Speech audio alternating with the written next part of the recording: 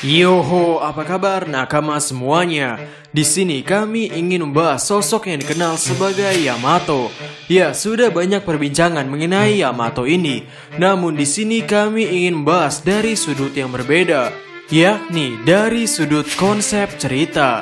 Sehingga hal yang akan kita bahas kali ini adalah Yamato merupakan the next nakama kru SHP berdasarkan konsep cerita. Sehingga tanpa basa-basi lagi, langsung saja mari kita mulai.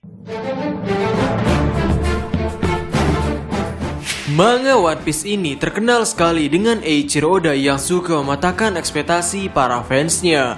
Terkadang para fans sudah membuat banyak sekali teori dengan poin pendukung yang cukup banyak, tapi ternyata Eiichiro Oda memberikan kenyataan yang berbeda.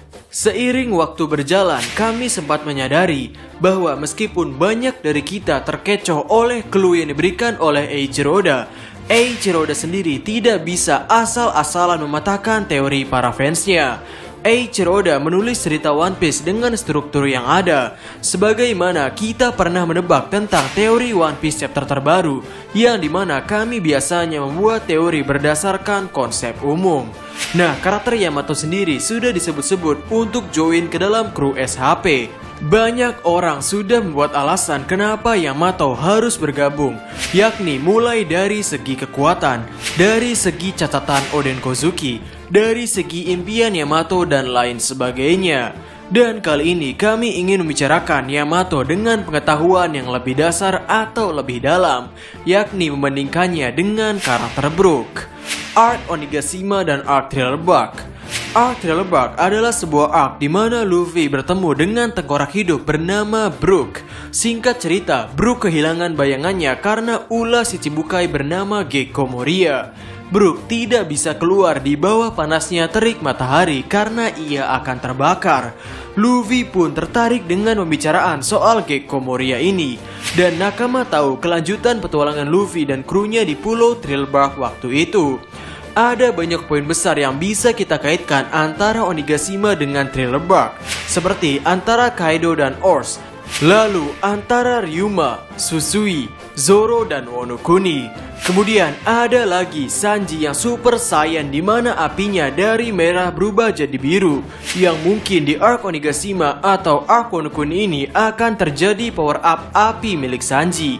Belum lagi antara kru topi jerami yang berkaitan dengan dua orang dari kelompok yang cukup kuat, yakni di Thriller Bark, kru topi jerami berhadapan dengan anggota si Chibukai, tepatnya dua anggota si Chibukai, yakni Moria serta Kuma. Sedangkan di Wano Kuni, kru topi jerami berhadapan dengan dua Yonko, yakni Kaido serta Big Mom. Ditambah lagi mengenai Pulau Thriller Bark atau kapal Thriller Bark itu sendiri yang bisa berpindah tempat dengan seisi pulau, dan kaitannya dengan Pulau Onigashima yang bisa terbang dan bla bla bla. Ya, dari poin-poin tersebut terlihat jelas keterkaitannya. Namun sebenarnya ada juga hal minor yang orang-orang jarang bicarakan, seperti keterkaitan nasib Brook dengan Yamato. Brook di awal cerita Arc Thriller Bark adalah sosok yang sengsara, karena secara tidak langsung dirinya tersiksa dengan kondisinya yang tidak bisa berjalan di bawah sinar matahari. Lalu sama juga dengan Yamato. Yamato adalah sosok yang berniat untuk mengarungi lautan, ingin menjelajahi lautan, namun dirinya tidak diperbolehkan keluar wilayah Wano Kuni karena ulah Kaido. Bahkan Kaido sendiri memborgol tangan Yamato. Pertempuran yang terjadi di dua arc ini juga sama, yakni pertempurannya terjadi di malam hari, yang mana pertempuran malam harinya juga melambangkan satu hal yang sama, yakni kebebasan. Jika Arc Thriller Bark pertarungan malam hari demi mendapatkan kembali bayangan mereka yang sudah diambil oleh Moria, maka Arc Wano Kuni adalah pertarungan malam hari demi mendapatkan kemerdekaan yang sudah direnggut oleh bajak laut Kaido. Bahkan dari hal minor seperti zombie pun berkaitan dengan Wano Kuni.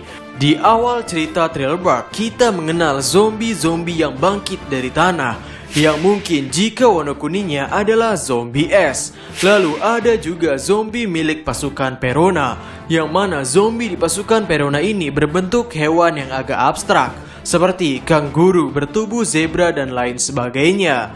Yang mana hewan abstrak seperti ini mengingatkan kami pada para pengguna Smile di Wano Kuni yang juga memiliki bentuk tubuh abstrak.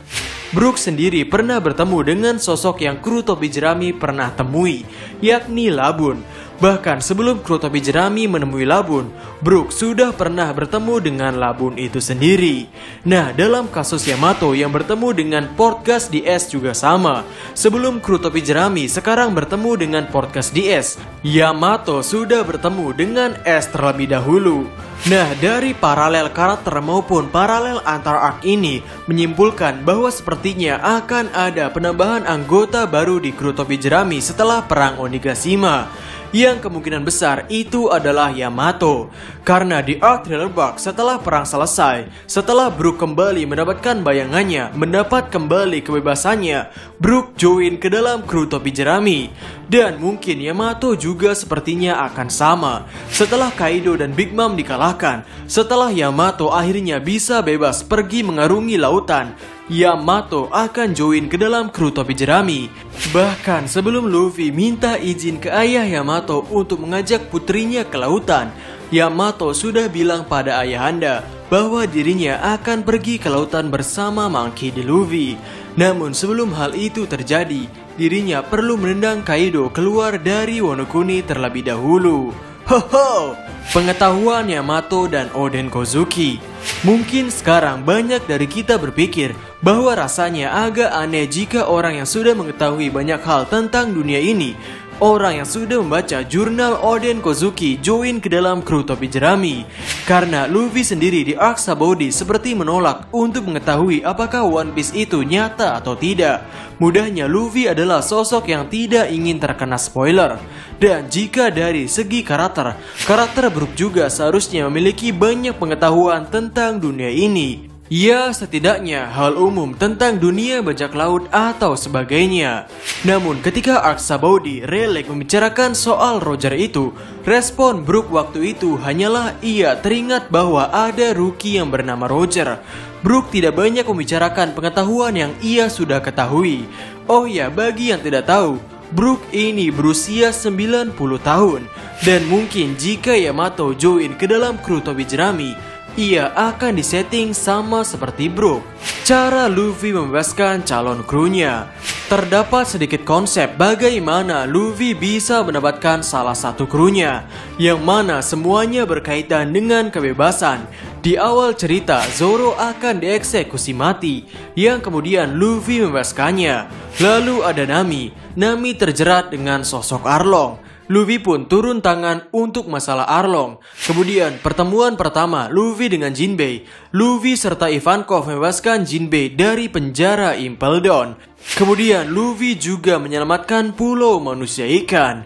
Nah, di kasus Yamato ini, Luffy pernah melepaskan borgol milik Yamato dan mungkin selanjutnya membebaskan Yamato dari jeratan Kaido. Untuk tugas Yamato, sebenarnya Yamato bisa bertugas untuk menjadi seorang penulis perjalanan kru topi jerami dalam mengarungi lautan. Ya, ingat juga bahwa Yamato telah menunggu Luffy untuk waktu yang lama. Dikatakan dirinya menunggu Luffy dalam kurun waktu 3 tahun. Dan ia juga sudah disuruh untuk memimpin negeri Wano Kuni oleh ayahnya. Namun sejauh ini ia tolak, karena Yamato ingin mengarungi lautan. Untuk seukuran karakter yang baru dimunculkan di arc Wano Kuni, persis di arc Wano Kuni ini, Eiichiro Oda sudah memberikan banyak sekali perkembangan karakter Yamato. Entah itu perkembangan dari poin yang cukup besar sampai poin-poin yang kecil. Sehingga itulah kenapa Yamato akan join ke dalam kru topi jerami berdasarkan konsep cerita manga One Piece yang kami teliti. Sehingga, bagaimana menurut nakama semuanya? Berikan komentar kalian atau berikan koreksi kalian semua atas teori kami tersebut di kolom komentar di bawah. Jadi, kami Diskusope dan terima kasih banyak.